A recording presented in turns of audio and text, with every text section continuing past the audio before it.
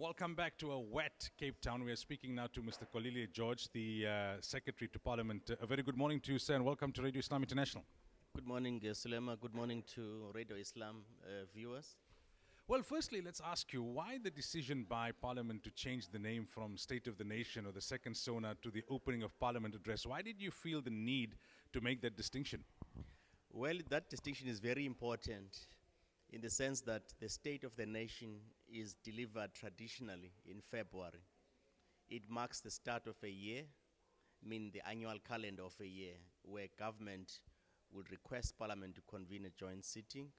And in that joint sitting, the head of state, the President of the Republic, would outline priorities for that year.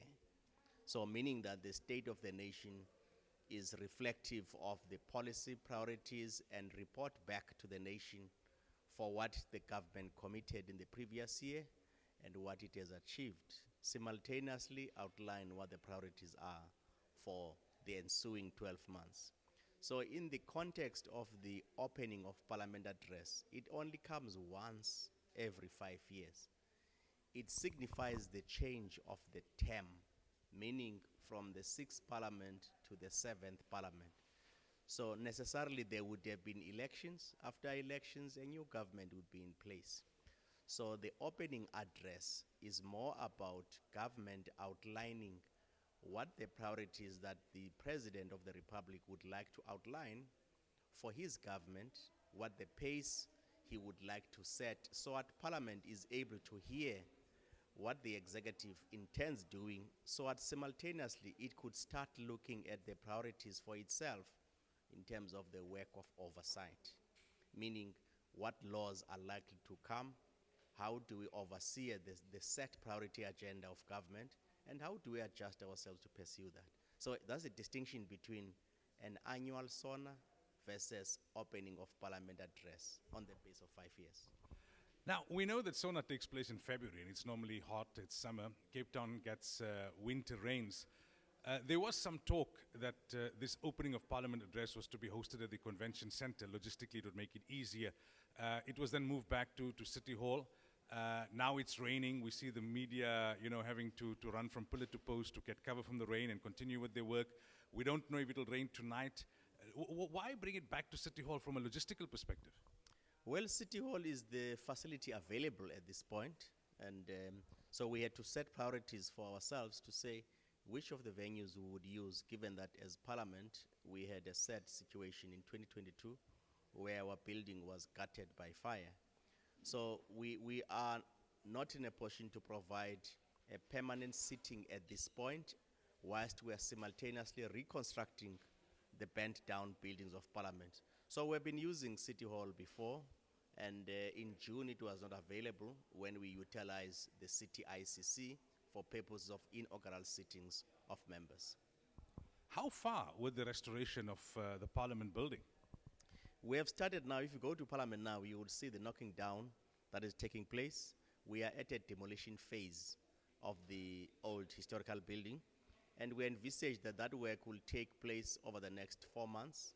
So hopefully by end of October, a new contractor would have been handed over the site so that they can start assembling what their own infrastructure to start reconstruction is. And we envisage that by January, the actual brick and mortar work will be in full swing.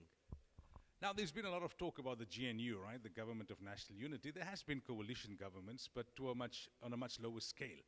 Does this in any way change the functioning of Parliament? Does this in any way bring added dynamics into your work in particular? Or is it business as usual, irrespective whether it's a one-party government or a multi-party government? It can be business as usual, Sulema, in the sense that Parliament works on the base of rules. It works on the base of structures that are in place. So before, traditionally, it will be easier to say who is government, who is the leader of government business, and secondly, who is the leader of opposition. Now in this case, who is opposition? Which is a fundamental point where if you were to look at the rules, it will say the majority party that is in opposition and is not in government. Now the next majority party is part of government.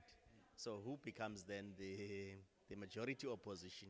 So we're to amend the rules. We're to amend the rules to be able to look at the designations, what options are there. The Rules Committee has met, it has reflected on that and made suggestions to be adopted by the Rules Committee to say, how do we then start creating a hierarchy and a distinction between who is opposition, who is government in the context of the GNU. Lastly then, in terms of the processes, right, you've made mention of the distinction between a SONA speech and an opening of parliament speech. But in terms of events tonight, do they flow similar to how a SONA speech would flow in the president comes and then, you know, the overhead flying and then the walking in and the national anthem? In terms of format of program, is it very similar? The format of the program inside the chamber is similar. However, outside, we have to contend with the rain situation. So there may be adjustments significantly in terms of what you would normally see in February, given that we must have a wet plan to mitigate how to deal with this matter. Ordinarily, as you know, Sulema, there will be interviews outside. Yeah. Now, all of a sudden, we must all be inside.